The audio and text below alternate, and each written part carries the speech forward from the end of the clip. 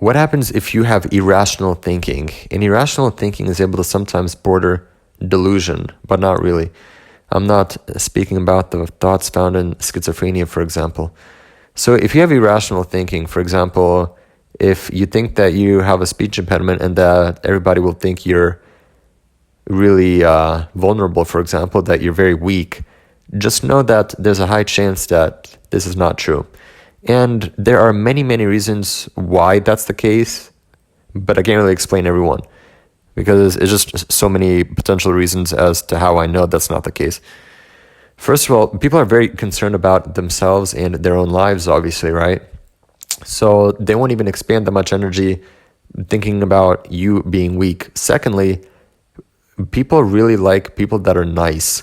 So if they see you as a guy who's stuttering, showing vulnerability, but you're nice about it instead of being ultra defensive and aggressive, then people are for sure going to pick up on that and they will respect you and also like you subconsciously that much more. Okay, so yeah. And then thirdly is that you're also showing a lot of confidence, showing vulnerability, intentionally putting yourself in social situations where you can actually speak, okay, despite having a speech impediment. So these things essentially ensure that people out there are not actually thinking all these negative things about you. And it shows that your irrational thoughts are simply irrational, okay? That almost in all cases, these thoughts are never going to actually happen.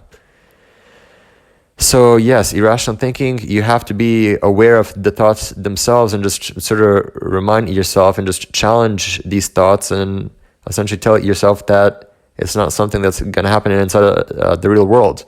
So you just have to be a lot more practical minded and you have to start thinking a lot more irrationally, and this is how it's done.